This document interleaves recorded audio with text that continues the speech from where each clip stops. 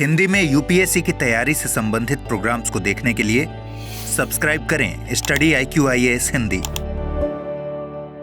A very very very warm hearted welcome to all of you. This side is Abhinav Kumar भौरे और आप सभी के लिए जीएस पेपर 3 के एक segment which is called disaster management या कह लीजिए आपदा प्रबंधन के सिलेबस को लेकर मैं अभिनव कुमार भौरे आपके समक्ष प्रस्तुत हूं।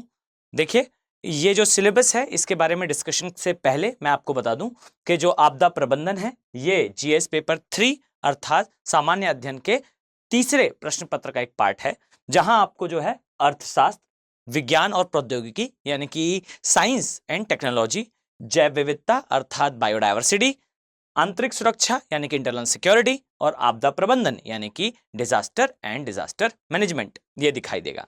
यूपीएससी के साइट से जो ऑफिशियल वेबसाइट है उस पर जो सिलेबस दिया गया है उसके अकॉर्डिंगली सिलेबस में केवल जो है इतना समझाया गया है। अगर आप सिलेबस को देखेंगे तो जीएस पेपर 3 के तो आखिर से ये जो है 7th लाइन पर आपको दिखाई देगा, जहां पर मेंशन है डिजास्टर एंड डिजास्टर मैनेजमेंट यानी कि आपदा तथा आपदा प्रबंधन।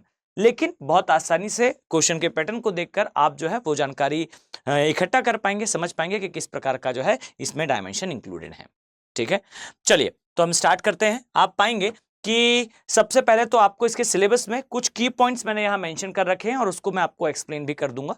देखिए, सबसे पहले तो आपको दिखाई देगा कि आपदा क्या होती है, आपदा तथा आपदा के प्रकार आपको समझाने हैं और सिलेबस में आपको इसी प्रकार से जो है वो जानकारी भी दिखेगी। देखिए, इसमें सबसे पहले तो आपदा एग्जैक्टली क्या होती है और यहां मैंने एक लाइन लिख रखी है, आपदा, प्रकोप और जोखिम। इसमें डिफरेंस क्या होता है? ये तीनों अलग अलग चीजें हैं। जोखिम एक संभावना, प्रकोप एक क्षेत्र और आपदा एक बड़े वृहद चीज को कहा जाता है। अब इन तीनों के स्केल में डिफरेंस होता है, इनके प्रभाव में, इनके मिटिगेशन अर्थात इनसे निपटने के जो तरीके हैं इनमें डिफरेंसेस हैं। अर्थात आपको सबसे पहले जो है आपदा के बारे में पढ़ना होता है, उसके बाद आपदा को समझना होता है कि ये प्रकोप से और जोखिम से कैसे अलग है। अब जब आप ये समझ जाते हैं तब आपको अध्ययन करना होता है आपदा के प्रकारों पर। और यहां याद रखिए कि आपदा जो है वो जो आपदा प्रबंधन का सिलेबस है उसमें आप पाएंगे कि प्राकृतिक और मानव जनित आपदाओं में बहुत सारी आपदाएं आती हैं और आपके सिलेबस का नियर अबाउट 50% पार्ट इसी के आसपास जो है वो घूमता है। यानी कि अगर मैं आपदा प्रबंधन के सिलेबस को कहूं तो ये दोनों सेगमेंट्स अर्थात आपदा तथा इसके प्रकार और इसका डिफरेंसेस ये दोनों मिला लें तो नियर अबाउट रफली 50% सिलेबस आपका होता है, जहां प्राकृतिक आपदा के अंतर्गत आपको अलग अलग चीजें देखनी होती हैं। जैसे यहां आपको चक्रवात दिखाई देंगे, यहां आपको भूकंप दिखाई देगा, सुनामी दिखाई देगा, ज्वालामुखी दिखाई देगा और भूस्खलन जैसी चीजें आपको देखने को मिलती हैं। वहीं मानव जनित आपदा में आपको जो है वो एक सीरीज ऑफ इवेंट्स दिखाई देगा। बहुत सारे ऐसे इवेंट्स हैं जिसे आप कह सकते हो कि ये आपदा प्रबंधन के अंतर्गत ही आते हैं।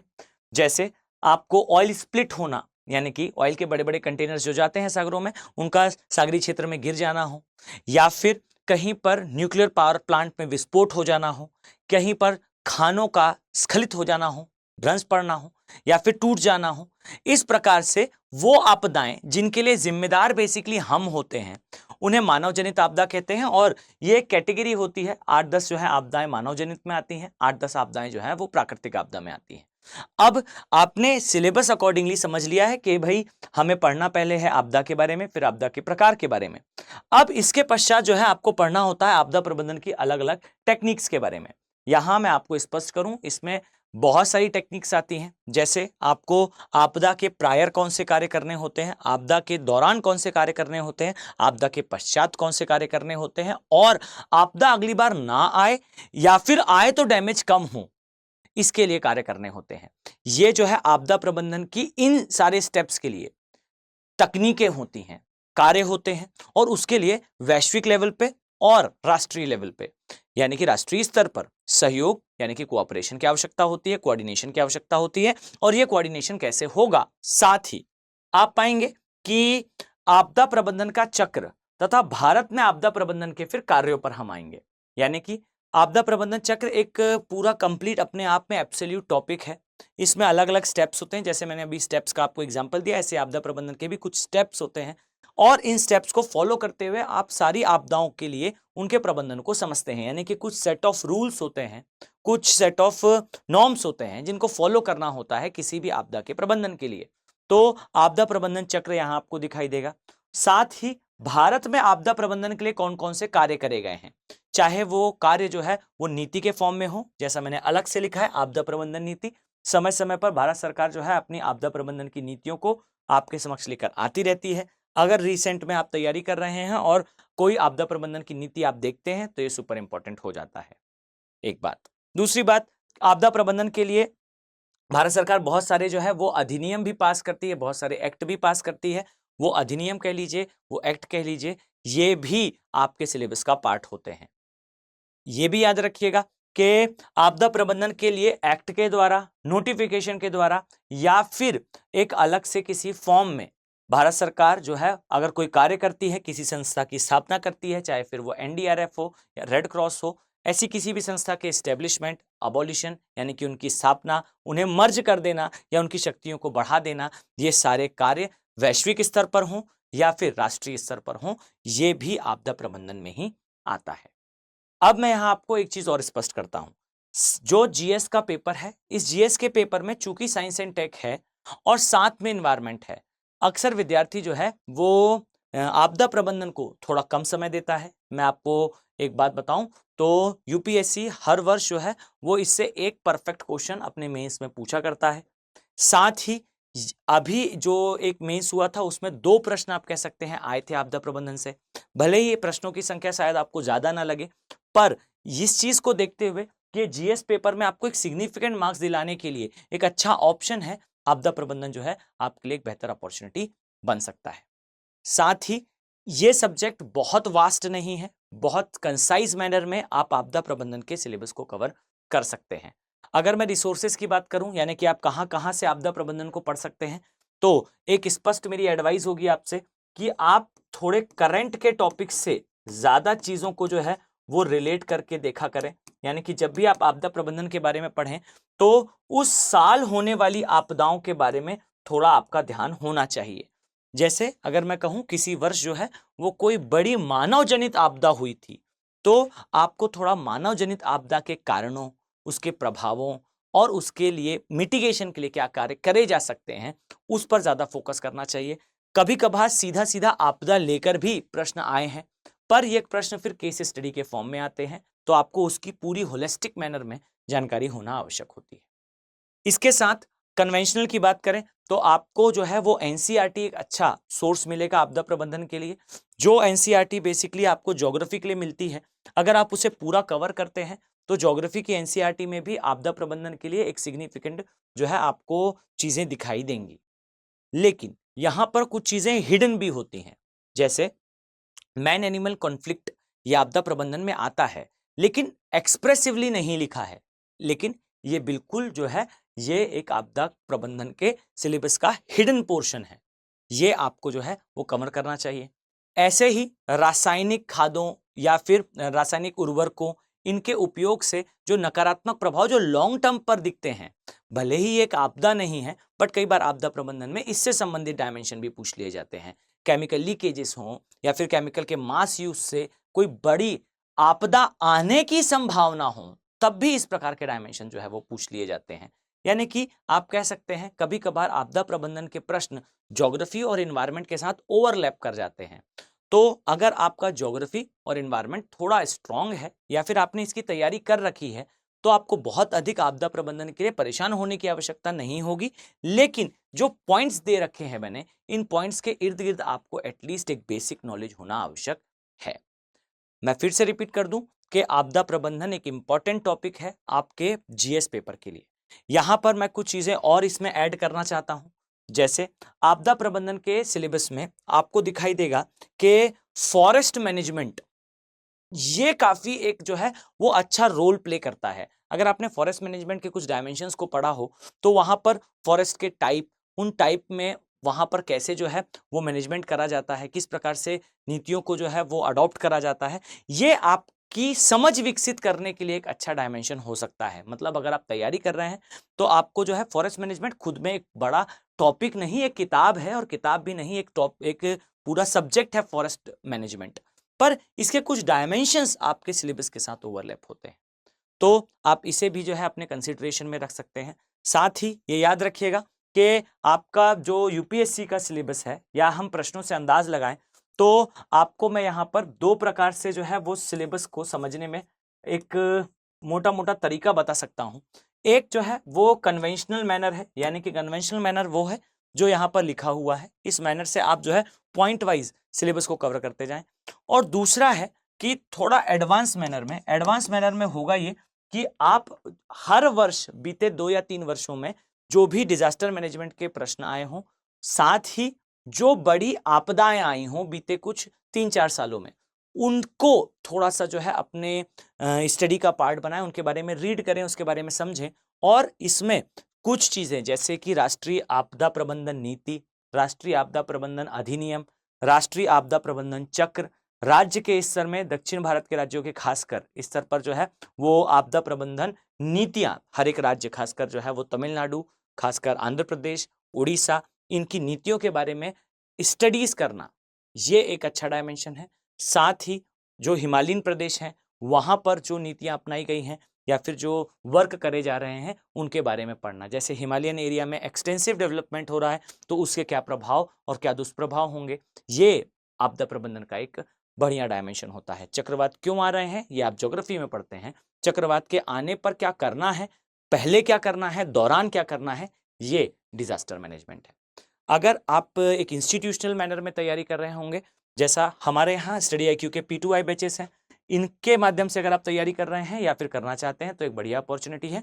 तो जब आप इसके माध्यम से पढ़ते हैं तो आपको पता चलता है कि आप जब ज्योग्राफी पढ़ रहे हो तो आप उसी समय जो है वो इन्वायरमेंट, उसी समय जो है वो डिजास्टर मैनेजमेंट साथ में पढ़ते रहते हैं, यानी कि ज्योग्राफी कंप्लीट होने के साथ आपके इन्वायरमेंट का बहुत बड़ा पोर्शन हो जाता है और डिजास्टर मैनेजमेंट का तो अधिकांश पार्ट कंप्लीट हो जाता है। अगर इसी मैनर में आप तैयारी करना चाहते हैं तो आपके लिए एक बेहतर अपॉर्चुनिटी है स्टडी IQ के जो P2I बैचेस हैं, इसमें बैच नंबर 5 ये जो है ये स्टार्ट हो चुका है और इसमें एडमिशन की जो लास्ट डेट है याद रखिए ये 20 दिसंबर है, और 20 दिसंबर से इसके पश्चात फिर आप जो है वो इन बैचेस का पार्ट नहीं बन पाएंगे। इवनिंग बैच है बेसिकली, ये शाम को 6 बजे से स्टार्ट होगा, जिसमें मैं आपको बताऊं तो कुछ इस तरीके से आप समझ पाएंगे। ये जो है वो आपका प्रोटोकॉल होगा जहां पर आपका बैच स्टार्ट होगा। ये जो व्हाइट लाइन है ये इंडिकेट करेगी कि आपकी लाइव क्लासेस है। यहाँ मैं बता दूं आपको, जो लाइव क्लासेस होंगी ये 3 आवर की होंगी, यानी कि 3 घंटे की डेली लाइव क्लासेस है। इन लाइव क्लासेस को आप जो है वो रिकॉर्डेड फॉर्म में भी देख सकते हैं, और ये जो रिकॉर्डेड फॉर्म में आप देखेंगे इसमें कोई भी लिमिट नहीं है, आप कितने भी बार एक क्लास को देख सकते हैं।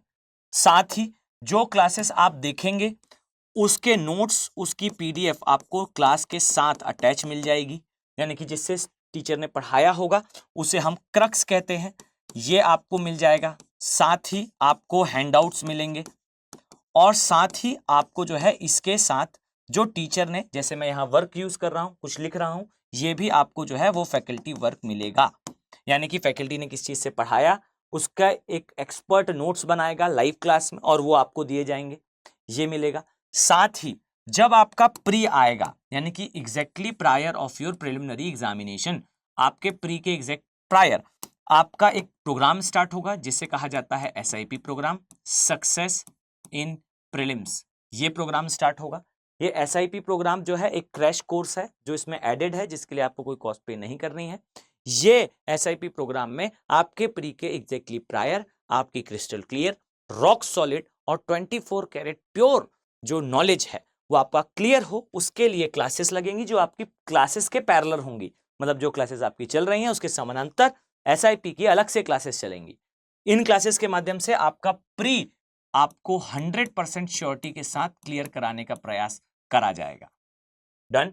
इसके साथ ही यह भी याद रखिए कि अगर आपका प्री क्वालिफाई हो जाता है तो आप नेक्स्ट MRP प्रोग्राम का पार्ट बनेंगे, यानी कि mains residential program. Mains residential program में स्टडी IQ आपको अपने खर्चे पर जो है वो इस स्थान पर अपने प्रेमाइसेस पर बुलाएगा। आपको फैकल्टीज से और मेंटोर्स के माध्यम से सारा गाइडेंस प्रोवाइड कराएगा और आपकी सफलता को इंश्योर कराएगा। आपका मेंस क्वालिफाई हो सके इसके लिए सारे संसाधन उपलब्ध कराएगा। और मैं स्पष्ट कर दूं कि यहां पर भी आपको कोई कॉस्ट पे करने की आवश्यकता नहीं होगी। साथ ही ये भी याद रखिए कि जब आप पाएंगे यहां पर, जब आपकी क्लासेस जो चल रही थी, बाई चांस आपका प्री क्वालिफाई नहीं होता तो सेम एज ये लाइव क्लासेस जो है वो चलती रहेंगी। डन।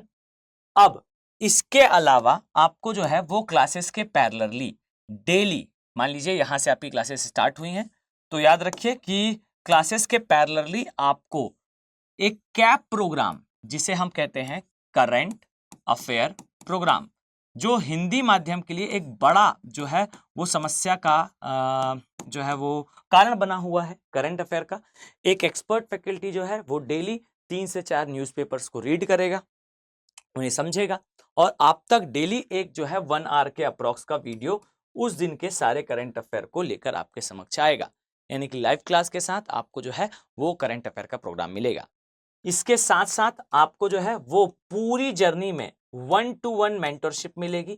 यानी कि एक एक्सपर्ट व्यक्ति आपको अलॉट होगा जो आपकी जर्नी में आने वाली हर एक समस्या, चाहे वो समस्या रिलेटेड हो किसी सब्जेक्ट के टॉपिक से या फिर आपके मोटिवेशन से या फिर आपके किसी अन्य सब्जेक्टिव मैटर से जिसके कारण आप पढ़ाई ना कर पा रहे हो, आपके असिस्टेंस के लिए जो है हमेशा 24/7 अवेलेबल होगा।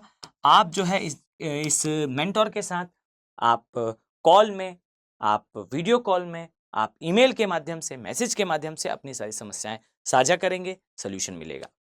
अब ये जो एक पूरी चीज है, इस पूरी चीज को अगर आप अवेल करना चाहते हैं तो आप इसे इस कॉस्ट पर अवेल कर सकते हैं।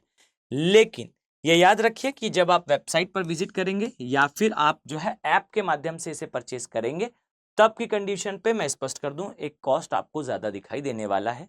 वहां पर कुछ कोड्स यूज होंगे, दिखाई देंगे आपको, आप उन कोड्स को यूज कर सकते हैं, लेकिन उन कोड्स को यूज करने पर भी ये कॉस्ट आपको नहीं मिलेगा। ये कॉस्ट आपको तभी मिलेगा जब आप फैकल्टी कोड का यूज करके जो है वो कोर्स को प्रिवेल करते हैं। तो अगर आप मिनिमम कॉस्ट पर प्रिवेल करना चाहते हैं तो आप फैकल्टी कोड का, जिन भी फैकल्टीज के आप जो है लगातार यूट्यूब पर पढ़ रहे हो, स्टडी IQ के फैकल्टीज का आप कोड यूज कर सकते हैं। यहाँ पर मेरा कोड मेंशन करा गया है AK लाइव। आप इस कोड के माध्यम से भी अगर प्रिवेल करते हैं तो आपको यही कॉस्ट मिलेगा। तो उम्मीद करता हूं कि आपके लिए ये सेशन इन्फॉर्मेटिव रहा होगा। इसकी जानकारी आपके लिए जो है वो आने वाली जर्नी में आपकी असिस्टेंस करेगी, आपकी सहायता करेगी, आपकी सफलता को इंश्योर करने के लिए। चलिए मिलते हैं नेक्स्ट वीडियो में। Have a very nice day. Thank you. Hindi में UPSC की तैयारी से संबंधित प्रोग्राम्स को देखने के लिए सब्सक्राइब करें स्टडी IQ IAS हिंदी।